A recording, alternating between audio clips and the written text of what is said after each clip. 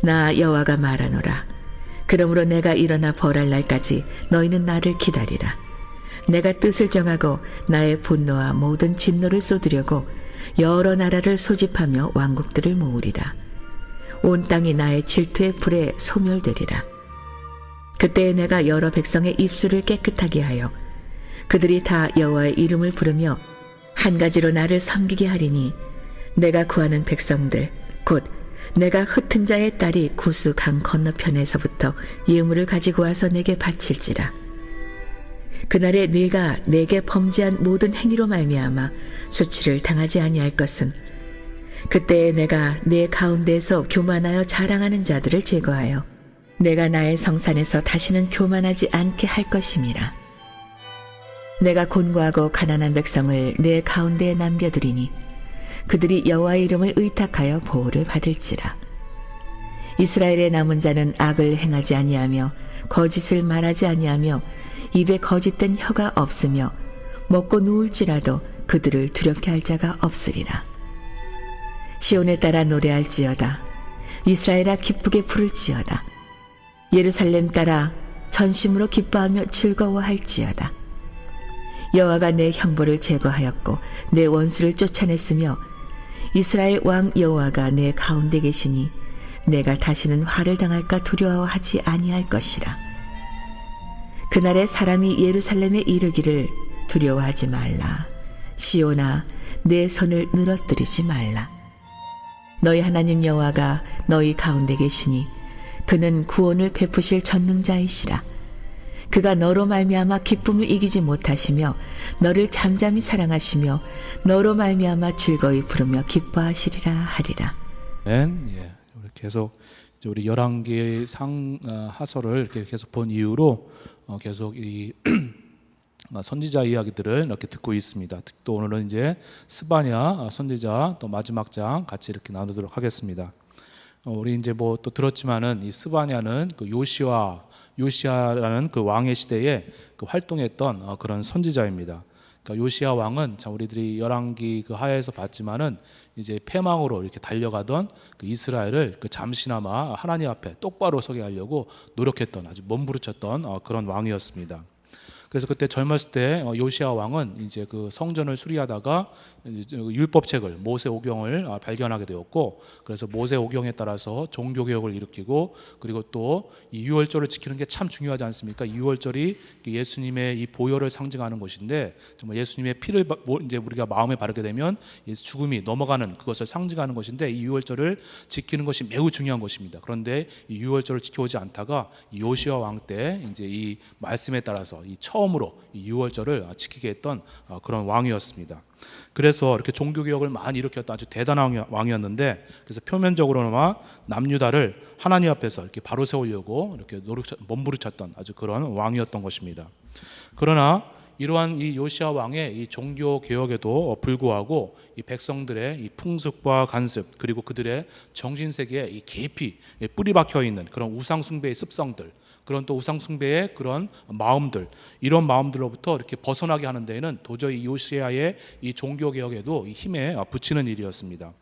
왜냐하면 이 남유다의 백성들의 이 속마음은 여전히 이방 풍속을 따르고 있었고, 또 여전히 이 우상을 숭배하면서 그 우상을 숭배하고 또 믿으면서 거기로부터 얻을 수 있는 어떤 물리적이고 어떤 그런 그런 이득, 그런 데 관심이 더욱 많았기 때문에 하나님을 섬겼지만, 이름으로는 말로는 하나님을 섬기지만 그 마음에서는 또 바알도 함께 섬기는 그런 혼합 종교 형태가 계속 이어지고 있었습니다.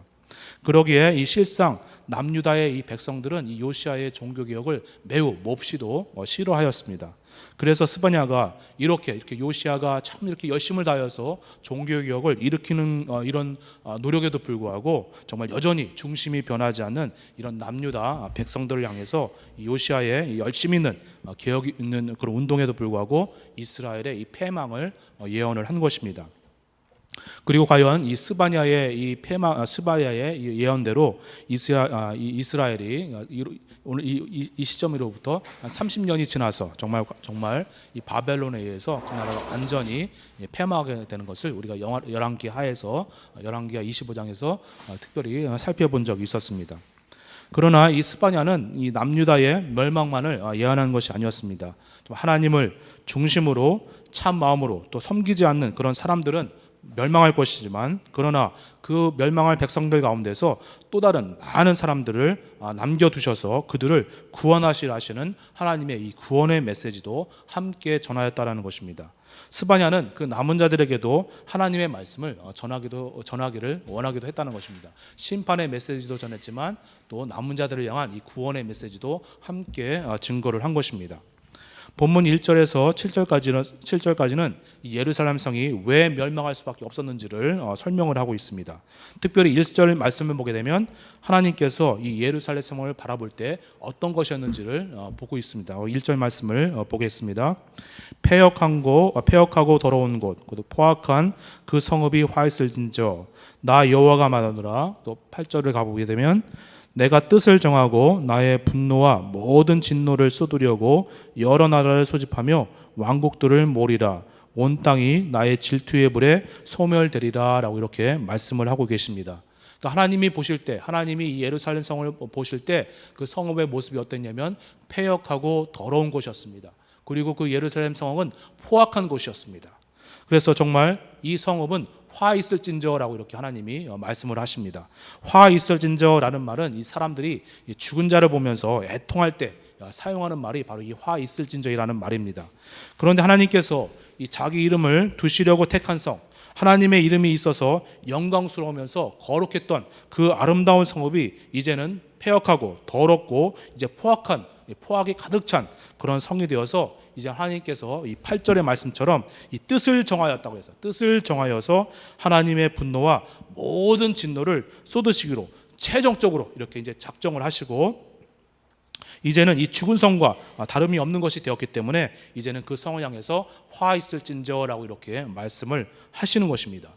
그러면 도대체 이 예루살렘 성읍의 그 제약의 실상이 도대체 어떤 것이었기 때문에 하나님께서 이런 정말 말씀을 하시는 것일까? 정말 폐역하고 더러운 곳, 이 포악한 예루살렘 성이 된 것인가? 우리는 그것을 2절에서 또 4절까지 거기서 찾아볼 수 있습니다. 그래서 거기를 다시 한번 읽어보게 되면, 그가 이제 이스라엘 백성들이 남유다 백성들이 명령을 듣지 아니하며 하나님의 말씀을 듣지 아니하고 또 교훈을 받지 아니하고 하나님의 말씀을 배우려고 하지도 않고 또 여호와를 의뢰하지 아니하며 하나님을 의지하려고 하지도 않고 또 자기 하나님께 가까이 나가지 아니하였도다.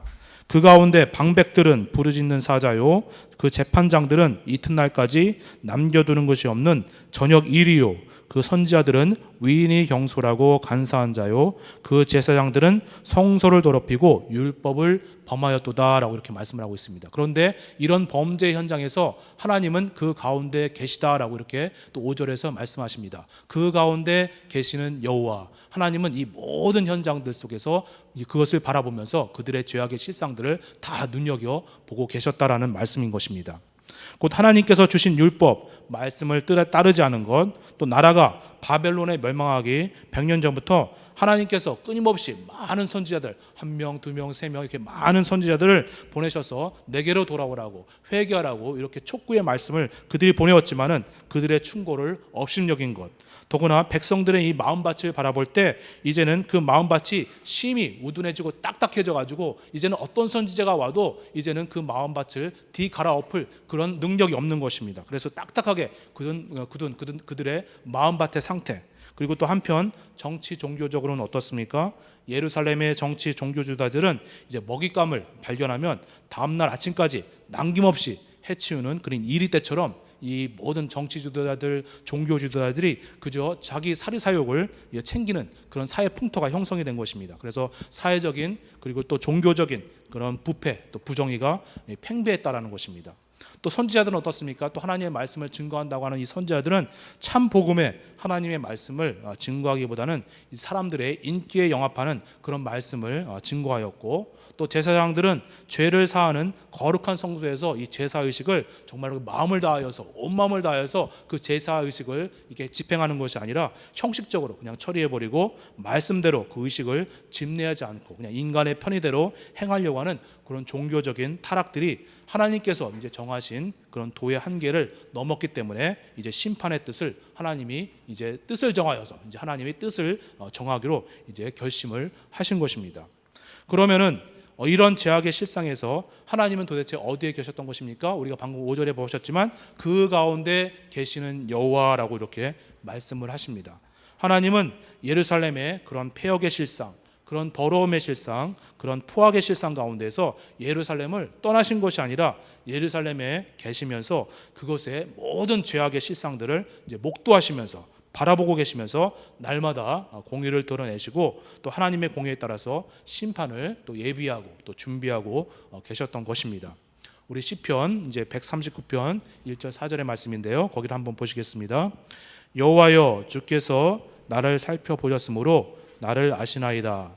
주께서 내가 앉고 일어섬을 아시며 멀리서도 나의 생각을 밝히 아시오며 나의 모든 길과 내가 눕는 것을 살펴보셨으므로 나의 모든 행위를 익히 아시오니 여호와여 내 혀의 말을 알지 못하시는 것이 하나도 없으시니이다. 정말 이게 다윗이 하나님과 이렇게 관계를 하면서 하나님을 생각하면서 묵상을 해보니까 하나님이 자기를 아는 정도가 정말 자기의 상상 이상을 뛰어넘는다라고 이렇게 고백을 하고 있습니다. 우리가 이와 같이 하나님께서 나의 모든 것을 샅샅이 살펴보시고 또 나를 훤히 알고 계시는 그런 하나님을 우리가 생각한다면, 기억을 한다면 어떻게 우리가 매일매일 살아가는 순간순간 살아가는 이 삶의 현장 속에서 함부로 말을 할 수 있겠고 또 함부로 행동을 할 수 있겠냐 이런 것입니다. 정말 하나님은 정말 우리가 의식하지 않는 순간에도 나의 모든 악한 생각들, 악한 말들, 내가 안고 일어서는 모든 것을 눈여겨보시면서 그 모든 정보들이 다 하나님 안으로 들어간다는 것입니다. 그래서 다윗이 이것을 깨닫고 고백한 것입니다. 이 지식이 내가 너무 기이하니 높아서 내가 능히 미치지 못합니다. 하나님이 나를 아시는 이 정도가 정말로 자기의 상상 이상을 초월한다는 것입니다. 우리가 이런 하나님을 생각한다면 우리가 이 순간순간 하는 이 말과 행동들에 정말 깊이 조심을 해야 하는 것입니다. 또 정말 이렇게 그래서 애굽의 총리되었던 이 요셉은 이 하나님께서 이 요셉의 아버지 그 야곱의 집에만 하나님이 거기에만 계신 것이 아니라 이 보디발의 집에도 계셨다고 믿었기 때문에 또 그 하나님의 임재의식 가운데에서 그렇게 날마다 이 요셉은 살아가기를 원했기 때문에 이 보디발 아내가 이렇게 성적으로 유혹하는 그 순간에도 그 유혹을 물리칠 수가 있었던 것입니다. 하나님이 보고 계시는데 어떻게 내가 이런 얘기를 할 수 있는가라는 그런 생각이 요셉 가운데 있었기 때문에 바로 그런 유혹을 물리칠 수가 있었다라는 것입니다. 그러나 이 스바냐 당시 이스라엘은 하나님에 대한 이 감각이 아주 우둔해지고 또 둔탁해지다 보니까 하나님은 예루살렘에 계셨지만 아까도 보지 않았습니까? 그 가운데 계신 여호와 하나님은 예루살렘에 계셨지만 그 마음 가운데 하나님 두기를 싫어하다 보니 하나님이 임재하고 계셨다는 것을 느낄 수가 없었다라는 것입니다. 그래서 하나님이 눈에 보이지 않는 저 멀리 어딘가에 있는 것처럼 이렇게 생각하고 있어서 모든 것에서 나중에 행동이나 말이나 또 자기의 모든 것에서 이렇게 경솔하게 행동을 하였던 것입니다. 이와 같이 이렇게 보이지 않는 이런 영혼의 민감성의 이 차이가 바로 정말 오늘 보이는 삶에 있어서 이런 패망이냐 또 복이냐 그런 차이를 가져오게 된다라는 것입니다. 정말 참으로 우리들의 영혼이 이렇게 민감해서 좀 하나님의 임재의식을 날마다 깊이 또 이렇게 자각하고 느낄 줄 아는 그런 성도 개개인 분이시기를 진정으로 축원을 합니다. 그러면 그런 사람은 우리가 아까 시편 139편 6절의 고백처럼 이 지식이 내게 너무 기이하니 높아서 내가 능히 미치지 못합니다 라고 이렇게 말씀을 하는 것입니다. 정말 하나님께서 나를 이와 같은 정도로 샅샅이 훤히 보고 계시는 계시는 것이구나. 정말로 놀랍구나. 정말 하나님이 나를 이런 정도로 알고 계시는 것이구나. 하나님께서 나를 아시는 정도가 정말 나의 상상 이상을 뛰어넘는구나. 정말 이런 깊은 자각 앞에서 우리도 이런 하나님 앞에 정말 이게 그런 하나님을 경외하지 않을 수 없고, 또 그렇기 때문에 이 하나님 앞에서 이 악을 또 우리가 그런 의식을 가지고 살다 보면 이 하나님 앞에서 또 이 악을 피할 수가 있다라는 것입니다. 8절 말씀 또 같이 보시겠습니다. 8절 말씀, 나 여호와가 말하노라. 그러므로 내가 일어나 벌할 때까지 너희는 나를 기다리라 라고 이렇게 말씀을 하고 있습니다. 여기서 말하는 너희가 나를 기다리다라고 했는데, 여기서 너희는 이스라엘의 남은 자를 말씀을 합니다. 이들은 하나님의 주권적인 그런 주권적으로 또 은혜를 주시고 또 지키셔서 또 하나님께서 특별히 남기신 자들을 말씀을 합니다. 우리가 열왕기상 그 19장에 보면 엘리야가 나타납니다. 그래서 엘리야가 이제 이 바알의 선지자들과 싸우면서, 그리고 또 이제 싸우고 난 다음에 이제 지쳐서 이제 하나님께 이렇게 투정을 부린 적이 있습니다. 하나님, 이스라엘 가운데 오직 나만 남았다라고 이렇게 하나님께 투정을 부린 적이 있었습니다. 그때 하나님께서 정말 네가 알지 못하는 7,000명을 내가 남겨두었다라고 이렇게 말씀을 하신 적이 있습니다. 스바냐 시대에도 마찬가지입니다. 마치 이렇게 모든 백성들이 다 이렇게 포악을 행하고 또 패역하고 더러운 것 같았지만은 하나님께서도 그 가운데 남기신 자들이 있다라는 것입니다. 정말 선지자 이사야의 말처럼 이 스바냐 시대의 이스라엘은 머리부터 정말 발끝까지 상한 곳이, 아주 성한 곳이 없을 정도로 아주 죄에 병들어 있었고 물들어 있었던, 정말 아무도 하나님을 찾는 이가 없을 것만 같은 그런 시대였던 것입니다. 그러나 하나님은 그런 스바냐 시대에서도 하나님을 사랑하는 남길 자를 남기시겠다라고 이렇게 말씀을 하시는 것입니다. 그래서 이들이 차후에 바벨론이 패망한 이후에, 이제 바벨론이 70년 만에 페르시아 제국에 의해서 이제 패망하게 되는데, 근데 이제 이스라엘이 바벨론의 포로로 잡혀가서 70년 만에 이 바벨론이 이제 페르시아에 의해서 이제 패망하게 되는데, 이 패망한 이후에 이제 이스라엘이 자기의 고토로 옛날 땅으로 돌아와서 아브라함과 다윗과 이 신앙의 전통의 맥을 그런 이어가서 예수님 때까지 그 맥이 이어져서 예수를 믿을 무리들을 말씀합니다. 그리고 그들이 예수의 제자가 되어서 열방의 복음을 전하는 그런 사람들이 될, 이런 사람들을 바로 이스라엘의 남은 자들을 말하는 것입니다. 바로 그들에게 하나님의 심판은 확실하게 이제 정해진 바이니까 그때까지 하나님을 왕망하면서 하나님의 구원을 간절히 기다리라고 말씀을 하시는 것입니다. 왜냐하면 그날은 심판의 날이기도 하지만 이스라엘의 남은 자들에게는 영원히 구원의 날도 될 것이기 때문에 그렇습니다. 오늘 우리 시대에도 이와 같이 남은 자들이 있습니다. 정말 사람들 보기에는, 우리가 그와 같은 정말 남은 자들을 바라볼 때 사람들 보기에는 다 우스꽝스러운 그런 사람들 같이 보입니다. 오늘도 이렇게 좀 세 분이 이렇게 새벽 예배에 나오셨지만, 좀 남들 볼 때는 이 험한 시대에 이렇게 뭐 나와서 예배를 드리겠느냐 그렇겠지만, 이렇게 또 아주 귀한 분들입니다. 정말 하나님의 뜻대로 살고자 몸부림치면서 정말 이렇게 하나님을 닮아가려고 이렇게 노력하시는 분들입니다. 정말 세상의 돈벌이보다, 또 세상에서 또 성공하는 것보다 하나님의 사람이 되어서 정말 죄를 이기고 또 하나님의 말씀대로 살고자 하는 그들이 바로 오늘날 우리 시대의 이 바로 남은 자들인 것입니다. 하나님께서는 그와 같은 그런 남은 자들, 그와 같은 사람들을 보시고 하나님께서는 아직도 이 땅에 이 복과 은혜를 내리시는 것입니다.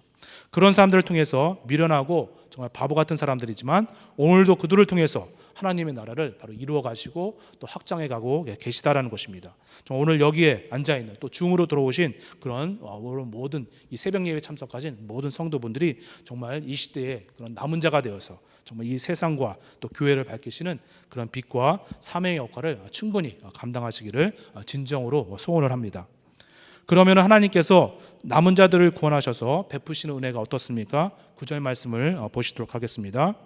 그때 내가 여러 백성의 입술을 깨끗하게 하여서 그들이 다 여호와의 이름을 부르며 한 가지로 나를 섬기게 하리니라고 이렇게 말씀을 하고 있습니다. 곧 열방 여러 나라들로부터 부름받은 성도들이 예수 그리스도의 보혈과 성령의 은혜로 입술이 깨끗하여지는 은혜, 곧 남은 자가 되어서 하나님을 섬기는 자들이 제사함의 은총을 입어서 하나님께 범죄한 모든 행위에 대해서 부끄러워하지 않아도 되는 은총을 말합니다. 또 그들은 한 마음 한 뜻에 참다운 이 교회 공동체를 이루어서 하나님을 섬기게 될 그런 사람들입니다. 그러나 보다 더 완전한 이 참 신앙의 공동체는 예수님의 통치로 완전히 새로워질 새하늘과 새 땅이 예수를 그리스도로 믿는 모든 자들에게 주어질 때 온전히 이루어질 그런 나라를 말합니다. 오늘 스바냐에게 주신 남은 자들에 대한 예언 역시 바로 이제 이 스바냐 역시 하나님께서 주신 이 스바냐 예언도 먼 미래에 정말 다가올 이런 새하늘과 새 땅 거기까지 바라보면서 또 이렇게 말씀을 하는 것입니다. 정말 새하늘과 새 땅이 임할 때에 그 하나님의 나라, 그 하나님의 온전한 교회 공동체가 이루어지는 것입니다. 무엇보다 그때에 하나님의 남은 공동체는 이 교만하여서 자랑하는 자는 다 하나님이 제하여 버리신다라고 이게 말씀하십니다. 정말 하나님이 이루시는 공동체, 하나님이 이루시는 그 나라는 오직 겸손한 사람들만 거하는 세상입니다. 우리가 겸손해야만 예수님을 믿을 수 있습니다. 자기의 마음이 교만하면 예수님을 주님으로 받아들이기도 힘듭니다. 오직 겸손한 사람들만 모여 있는 곳이 교회 공동체요, 또 이 하나님의 나라인 것입니다. 그래서 11절 말씀 보시겠습니다. 그때에 내가 네 가운데에서 교만하여 자랑하는 자들을 제거하여 네가 나의 성산에서 다시는 교만하지 않게 할 것임이니라 라고 이렇게 말씀을 하고 있습니다. 오직 겸손한 자들만 거하는 그런 신앙 공동체를 이루신다라고 이렇게 말씀을 하십니다. 근데 또 12절에 보면 하나님께서는 또 곤고하고 가난한 백성들을 예루살렘에 또 남겨두시겠다라고 이렇게 말씀을 하고 있습니다. 또 실제로 또 바벨론이 실제 이스라엘을 침략해 왔을 때 정말 그 땅에, 이스라엘 땅에 똑똑한 사람들, 힘 있는 사람들, 권력 있는 사람들, 이런 사람들은 다 잡아가 버리고, 그리고 또 이스라엘 땅에 남겨진 사람들은 가난한 사람들, 배우지 못한 사람들, 힘없는 사람들, 오직 그런 사람들만 이렇게 남아있는 그런 역사를 보게 되면서 또 실제적으로도 오직 겸손한 사람들만, 정말 자기의 형편과 상황 때문에 겸손할 수밖에 없는 그 사람들만 그 땅에 남겨두신 것이 우리가 또 살펴볼 수가 있습니다.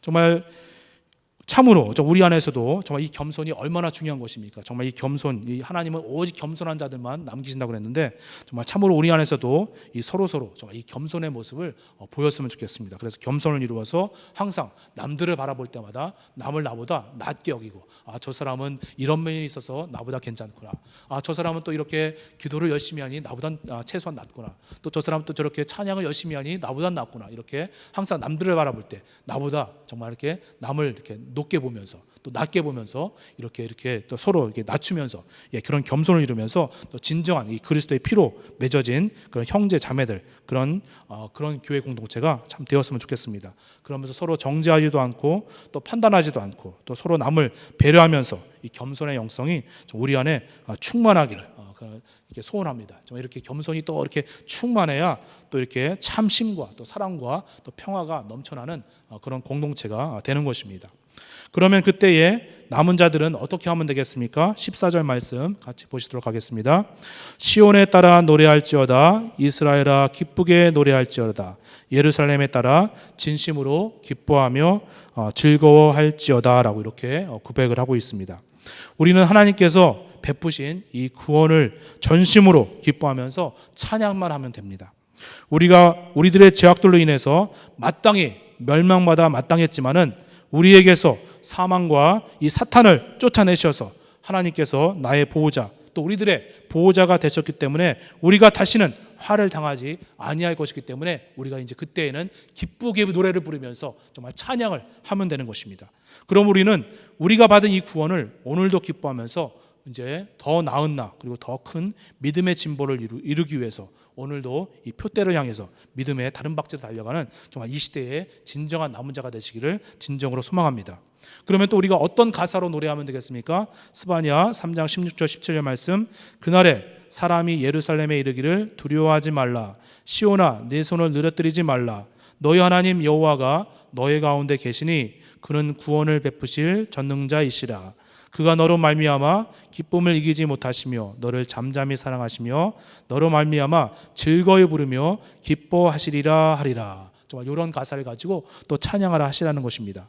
그럼 우리 남은 자들은 정말 우리를 이 두렵게 하는 이 현실들, 정말 우리가 신앙생활하다 보면 또 오늘날 이 코로나 같은 이 시대에 우리를 두렵게 하는 이 현실들을 바라보면서 정말 또 많은 사람들이 이 코로나 시기를 거치면서 교회를 떠나고 있는 그런 모습을 바라보면서 이게 낭망에 빠질 것이 아니라 또 축 늘어질 것이 아니라 정말 믿음으로 이 현실을 극복할 수 있도록 믿음과 사랑 안에서 또 서로서로를 격려하고 도우면서 이 구원의 감격과 기쁨에 늘 젖어서 살아갈 수 있도록 노력을 해야 되겠습니다. 우리에게도 이 최후의 심판이 남아 있습니다. 정말 최후의 심판이 남아 있는 그런 세대로서 우리들도 우리 시대에 진정한 그런 남은 자들이 되어서 하나님을 앙망하고 또 하나님을 바라면서 매일같이 오직 하나님만 의지하여서 최후의 심판이 우리에게는, 남들에게는 그날이 최후의 심판의 날이 되겠지만 그 말 그대로 우리에게는 영원한 구원의 날이 되는 그런 축복의 날로 다가오는 그런 복이 있기를 진정으로 축원을 합니다.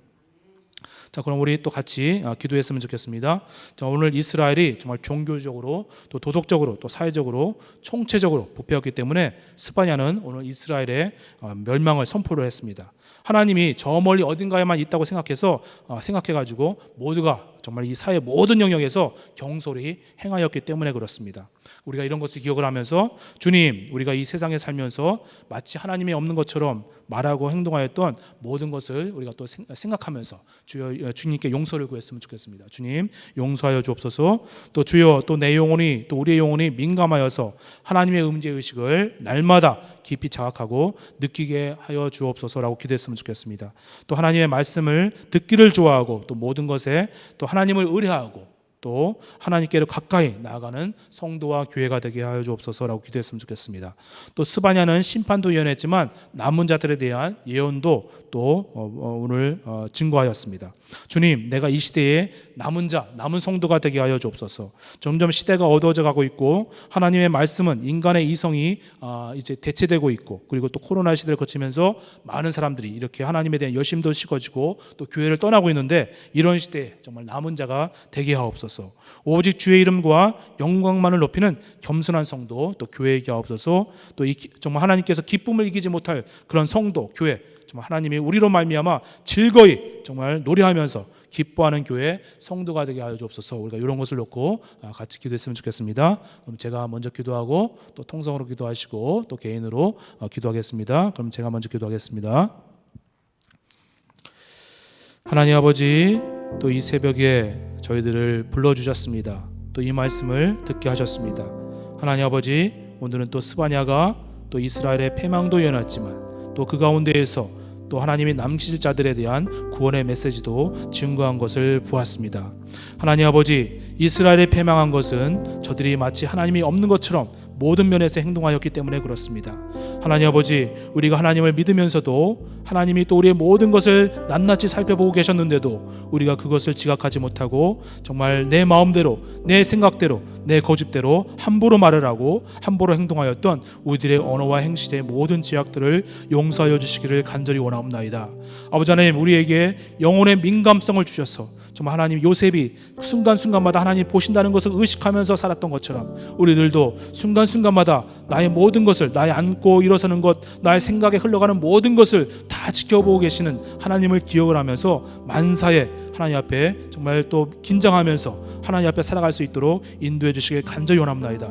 하나님 앞에서 말을 하고 하나님 앞에서 행동을 하면서 정말 만사에 정말 예배하는 마음으로 아버지 기도하며 예배하는 마음으로 말하며 행동하며 살아갈 수 있도록 은혜를 도와여 주시길 간절히 원합니다.